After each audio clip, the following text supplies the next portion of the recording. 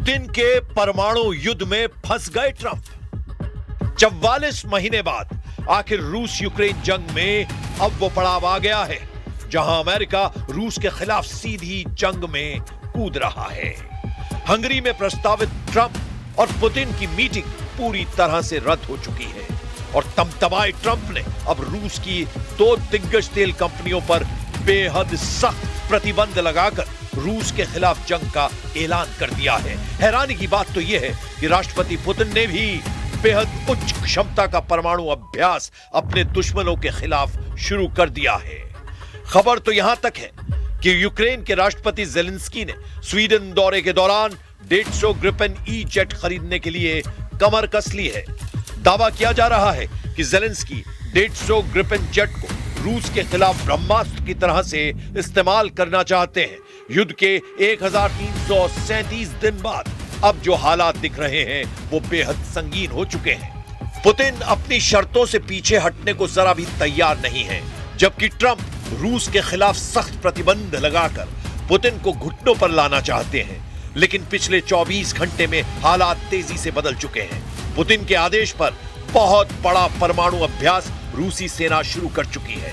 साथ ही यूक्रेन पर रूस ने लगभग 30 मिसाइलों और 400 से ज्यादा मिसाइलों से हमले कर दिए हैं। इधर स्वीडन में ग्रिपेन जेट पर सवार ज़ेलेंस्की को लग रहा है कि वो 150 जेट से रूस को जंग के मैदान में हरा सकते हैं।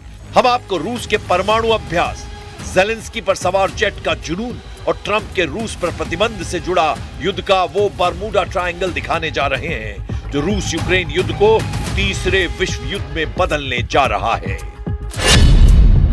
रूस ने उतारी परमाणु फोर्स, जंग को मजबूर हुए ट्रंप। 3 साल 6 महीने से ज्यादा की रूस यूक्रेन जंग यूक्रेन के साथ साथ अमेरिका के लिए नासूर बन चुकी है। जिस वक्त दुनिया को लग रहा था कि हंगरी की राजधानी बुडापेस्ट में अगले हफ्ते ट्रंप और पुतिन की मीटिंग होगी, उस दौरान अब 72 घंटे के अंदर सब कुछ बदल चुका है। जोरदार परमाणु युद्ध की तैयारियां रूस की तरफ से शुरू हो चुकी हैं। भारी ट्रकों पर लदी रूस की परमाणु मिसाइलें उन ठिकानों पर पहुंच चुकी हैं जहां से वो अपने दुश्मनों पर हमला करेगा। रूस की परमाणु फोर्स के नए वीडियो में रूस की परमाणु शक्ति का छोटा सा ट्रेलर दिखाने की कोशिश की गई है। आप इस वीडियो में साफ देख सकते हैं कि रूस ने आईसीबीएम और क्रूज मिसाइल टेस्ट सहित परमाणु अभ्यास शुरू कर दिए हैं। रूसी रक्षा मंत्रालय ने रणनीतिक परमाणु बल अभ्यास के तहत आईसीबीएम प्रक्षेपण का फुटेज जारी किया है। खुद राष्ट्रपति व्लादिमीर पुतिन ने इसका निर्देश दिया और इस परमाणु बल के अभ्यास को देखा है। क्रेमलिन ने बताया कि आईसीबीएम और क्रूज मिसाइल टेस्ट पूरी तरह से सफल रहे हैं। यह परमाणु ड्रिल ऐसे समय हो रही है जब पुतिन की ट्रंप के साथ होने वाली बैठक टल गई है। वहीं नाटो ने अपने परमाणु अभ्यासों के जरिए रूस को ताकत दिखाने की कोशिश की थी, लेकिन रूस ने अपनी परमाणु फोर्स से बाजी पलट कर रख दी है। राष्ट्रपति व्लादिमीर पुतिन ने 22 अक्टूबर को रूस की न्यूक्लियर फोर्स के जमीन, समुद्र और हवा में किए गए परीक्षण की निगरानी की ताकि उनकी तैयारी और कमान संरचना को परखा जा सके। इस परीक्षण में कॉस्मोड्रोम से जमीनी यार्ड्स आईसीबीएम मिसाइल को दागा गया। बेरेंट सागर में एक परमाणु पनडुब्बी से सिनेवा बैलिस्टिक मिसाइल का प्रक्षेपण शामिल किया गया। इनके अलावा रूस की लंबी दूरी की क्रूज मिसाइलें दागने वाली TU-95 बम वर्षक भी युद्धाभ्यास में शामिल हुए। रूस की परमाणु फोर्स से पहले नाटो ने इस महीने की शुरुआत में अपना सालाना परमाणु अभ्यास किया था, जिसमें F-35A लड़ाकू जेट और B-52 बम वर्षक विमानों के साथ 13 देशों के 90 विमानों ने हिस्सा लिया। President Zelensky, as you know today, we had a very good meeting, very cordial meeting. In my opinion, they should stop the war immediately. You go by the battle line wherever it is, otherwise it's too complicated. You'll never be able to figure it out. You stop at the battle line and both sides should go home, go to their families, stop the killing, and that should be it. Stop right now at the battle line. I told that to President Zelensky. I told it to President Putin. Thank you very much. 150 Gripen jet से जंग जीतेंगे Zelensky. दुनिया के लगभग सभी देश जानते हैं कि रूस की परमाणु ताकत के सामने दुनिया का कोई भी देश टिक नहीं सकता है।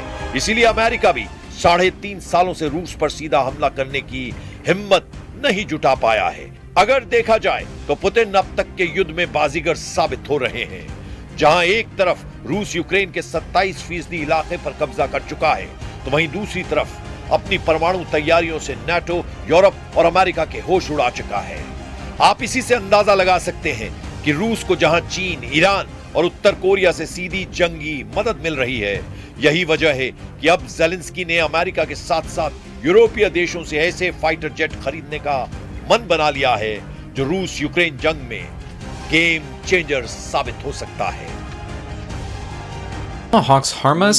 They can. We'll be shooting them down and improving our air defense systems. Несет ли это ущерб нашим Will this damage our relations with the US, which are now seeing some light at the end of the tunnel? Of course it will. Конечно, нанесет. But how could it be otherwise? Using Tomahawks without the direct participation of American military personnel is impossible. ये तस्वीरें Sweden की हैं, जहां Zelensky fighter jet Gripen खरीदने के लिए उतावले नजर आ रहे हैं। यूक्रेनी राष्ट्रपति व्लादिमीर ज़ेलेंस्की 22 अक्टूबर को स्वीडन में थे, जहां उन्होंने एक लेटर पर हस्ताक्षर किए जिसके तहत यूक्रेन 150 ग्रिपेन लड़ाकू विमान खरीद सकता है और उन्हें उनमें से एक में बैठने का अवसर भी मिला।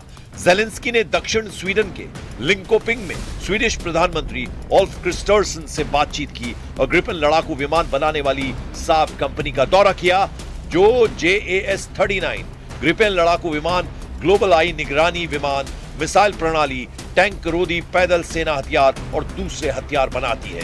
ज़ेलेंस्की ने MOU पर हस्ताक्षर कर दिए हैं। इसके तहत यूक्रेन आने वाले सालों में 150 तक advance Gripen E fighter jets खरीद सकता है। ये घोषणा यूक्रेन के राष्ट्रपति व्लादिमीर ज़ेलेंस्की की स्वीडन यात्रा के दौरान की गई, जहां उन्होंने स्वीडिश प्रधानमंत्री ओल्फ क्रिस्टर्सन से मुलाकात की थी। दोनों नेताओं ने स्वीडन के शहर लिंकोपिंग में इस समझौते को किया है। ग्रिपेन ई एक आधुनिक 45 जनरेशन का मल्टी रोल फाइटर जेट है, जो डिफेंसिव और ऑफेंसिव दोनों मिशनों को अंजाम देने में सक्षम है। यह हल्का है और तेज विमान है। बता दें कि इसे मेटेओर मिसाइल जैसे आधुनिक हथियारों से लैस किया जा सकता है। ग्रिपेन ई वर्जन में नया शक्तिशाली इंजन, एडवांस रडार और बेहतर एवियोनिक्स सिस्टम दिया गया है। स्वीडिश वायुसेना ने भी इसे हाल ही में अपने बेड़े में शामिल कर लिया है। राष्ट्रपति ज़ेलेंस्की का कहना है कि यूक्रेन कम से कम 100 ग्रिपेन जेट्स खरीदने की योजना बना रहा है। उन्होंने बताया कि यूक्रेनी पायलट्स पहले से ही स्वीडन में ग्रिपेन पर ट्रेनिंग शुरू कर चुके हैं। आगे उन्होंने कहा, हमें पता है कि हम किसके खिलाफ लड़ रहे हैं और ग्रिपेन हमारे लिए दुनिया के सबसे बेहतरीन लड़ाकू विमानों में से एक है। वहीं स्वीडन के प्रधानमंत्री ने कहा कि ये सबसे आधुनिक ग्रिपेन वर्जन है। इसकी प्रोडक्शन अभी लिमिटेड है। उन्होंने कहा कि पहली डिलीवरी अगले सालों में शुरू हो सकती है। Видим, что в Европейском Союзе не могут смириться с усилиями нашей страны, наших партнеров, других стран мира по регулированию украинского кризиса и не скрывают намерений сорвать вот эти тенденции к миру, к мирному процессу, поживиться за счет российских суверенных активов. Незаконного присвоения процентов от так называемых сверхдоходов экспроприаторам оказалось мало. Теперь речь идет о прямой конфискации значительного объема принадлежащих Банку России средств, так сказать, зависших на счетах в бельгийском депозитарии Euroclear с марта 2022 года. रूस पर सख्त प्रतिबंध, युद्ध से करेंगे ट्रंप फैसला। लगता है ट्रंप को भी एहसास हो चुका है कि पुतिन को झुकाना इतना आसान नहीं है जितने दावे किए जा रहे थे।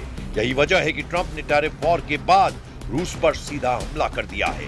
राष्ट्रपति ट्रंप ने रूस की 2 दिग्गज तेल कंपनियों पर बेहद सख्त प्रतिबंध लगाकर एक तरह से रूस के खिलाफ सीधे युद्ध का ऐलान कर दिया है। रूसी राष्ट्रपति की जिद और तत्काल युद्ध विराम की बात न मानने पर अब अमेरिकी प्रेसिडेंट डोनाल्ड ट्रंप एक बार फिर रूस के खिलाफ तगड़ा एक्शन लेने के लिए तैयार है। अमेरिका ने यूक्रेन में तत्काल युद्ध विराम के लिए मॉस्को पर दबाव बनाने के चक्कर में रूस की 2 सबसे बड़ी तेल कंपनियों पर प्रतिबंध लगा दिए हैं।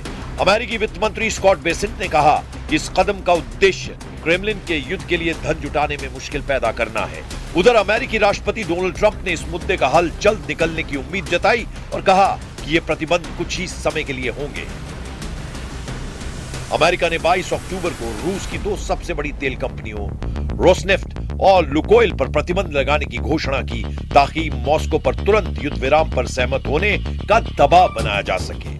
यह कदम अमेरिकी प्रेसिडेंट डोनाल्ड ट्रंप द्वारा यह कहे जाने के बाद उठाया गया है कि यूक्रेन युद्ध को लेकर रूसी प्रेसिडेंट पुतिन के साथ उनकी अब तक की बातचीत का कोई मतलब नहीं निकला और यह बेकार रही। अमेरिकी क्षेत्राधिकार में आने वाले सभी इलाकों में इन कंपनियों की सभी संपत्तियां सीज कर दी जाएंगी। इन कंपनियों के व्यापार करने पर मनाही होगी। रूसी कंपनियों के खिलाफ प्रतिबंधों पर अमेरिकी प्रेसिडेंट डोनाल्ड ट्रंप ने कहा, आज एक बहुत बड़ा दिन है, यह बहुत जबरदस्त प्रतिबंध है, यह बहुत बड़े हैं, ये उनकी दो बड़ी तेल कंपनियों के खिलाफ है। हमें उम्मीद है कि युद्ध सुलझ जाएगा। ट्रंप ने कहा कि हम युद्ध को खत्म करना चाहेंगे। मुझे लगता है कि ये दोनों इस समय शांति चाहते हैं। लगभग 4 साल हो गए हैं। अगर मैं राष्ट्रपति होता तो ये कभी शुरू ही नहीं होता। Yeah, it's a good question. Today is a very big day in terms of what we're doing. Look, these are tremendous sanctions. These are very big. Those are against their two big oil companies, and we hope that they won't be on for long. We hope that the war will be settled. We just answered having to do with the various forms of missiles and everything else that we're looking at, but we don't think that's going to be necessary. We would like to see them just take the line that has been formed over quite a long period of time and go and let's, go home. रूस 3.5 साल से Ukraine में जंग जीत रहा है। ताजा खबर यह है कि इस वक्त रूस का परमाणु अभ्यास और रूस के 7 लाख सैनिकों के साथ रूसी सेना के चीफ खुद यूक्रेनी मोर्चों पर पहुंच चुके हैं। ये तस्वीरें 19 सितंबर की हैं। रूसी परमाणु ऊर्जा से चलने वाली पनडुब्बियों ने ओखोटस्क सागर में क्रूज मिसाइलें दागी हैं। रूसी नौसेना के ये अभ्यास सीधे यूक्रेन से लेकर यूरोप के लिए काल साबित होने जा रहे हैं। रूसी रक्षा मंत्रालय का दावा है उसकी 2 परमाणु ऊर्जा चालित पनडुब्बियों ओमस्क और क्रोस्योर्स्क ने 250 किलोमीटर से अधिक दूरी पर स्थित निर्धारित समुद्री लक्ष्यों पर ओनिक्स और ग्रेनाइट क्रूज मिसाइलें दागी। रूसी रक्षा मंत्रालय का यह भी दावा है कि प्रशांत महासागर के उत्तर पश्चिमी भाग में आयोजित अभ्यास का उद्देश्य दुश्मनों को जंग की सीधी चेतावनी है। वहीं रूसी सेना के चीफ जनरल वालेरी गेरासिमोव ने यूक्रेनी मोर्चा का जायजा पहले ही ले लिया है। रूसी रक्षा मंत्रालय ने 17 सितंबर को दावा किया कि एक वरिष्ठ रूसी अधिकारी ने यूक्रेन में अपने सैनिकों की चौकियों का दौरा किया और कहा कि मॉस्को की सेनाएं सभी मोर्चों पर आगे बढ़ रही हैं। सबसे भीषण लड़ाई पोक्रोवस्क के रसद केंद्र के आसपास हो रही है। रूसी सेना के प्रमुख जनरल वालेरी गेरासिमोव के मुताबिक मॉस्को अपना विशेष सैन्य अभियान यूक्रेन की जमीन पर चला रहा है। रूसी चीफ के मुताबिक पूर्वी डोनेस्क क्षेत्र जंग का केंद्र बिंदु बना हुआ है, जबकि पश्चिम में ज़पोरिज़िया और निप्रोपेट्रोव्स्क क्षेत्रों में रूसी सेना तेजी से आगे बढ़ रही है। जनरल गेरासिमोव के मुताबिक सभी दिशाओं में रूसी सेना आगे बढ़ रही है। यूक्रेन के पोक्रोवस्क शहर के अलावा सबसे भीषण लड़ाई क्रोस्रोआर्मास्क दिशा में हो रही है। यूक्रेन के कुपियांस्क शहर पर भी रूसी सेना बढ़त बना चुकी है। इसके साथ ही रूस ने पिछले 24 घंटे में यूक्रेन पर हमले बेहद तेज कर दिए हैं। रूस के रक्षा मंत्रालय के दावों के मुताबिक उसकी सेना ने यूक्रेन के दक्षिण पूर्वी ज़पोरिज़िया क्षेत्र के पावलिवका गांव और साथ ही निप्रोपेट्रोव्स्क क्षेत्र के इवानिक्वा गांव पर कब्जा कर लिया है। रूसी मंत्रालय ने यह भी कहा कि उसने यूक्रेनी ऊर्जा ढांचे पर हमला किया, जो उसके अनुसार रूसी नागरिक ठिकानों पर यूक्रेनी हमलों का जवाब था, जबकि यूक्रेनी अधिकारियों के मुताबिक 22 अक्टूबर को पूरे यूक्रेन में रूसी हमलों में 2 बच्चों सहित 6 लोगों की मौत हुई है और पूरे देश में बिजली आपूर्ति बाधित हो गई है। यूक्रेन की वायु सेना का रूसी सेना पर आरोप है कि रूस ने यूक्रेन में ऊर्जा ढांचे को निशाना बनाकर रात भर में 405 ड्रोन और 28 मिसाइलें दागी। हालांकि यूक्रेन ने 16 रूसी मिसाइलों और 333 ड्रोन को मार गिराने का दावा किया है, जबकि बाकी यूक्रेन की मिसाइलें रक्षा प्रणाली को भेदकर सीधे टारगेट पर गिरी हैं। अब ऐसे हालात में अंदाजा लगाया जा सकता है कि अगर रूस को नाटो, यूरोप और अमेरिका मिलकर नहीं रोक पा रहे हैं तो हो सकता है कि अब एक ऐसा विनाशक परमाणु युद्ध हो जो रूस के साथ साथ आधी दुनिया को तबाह कर डाले।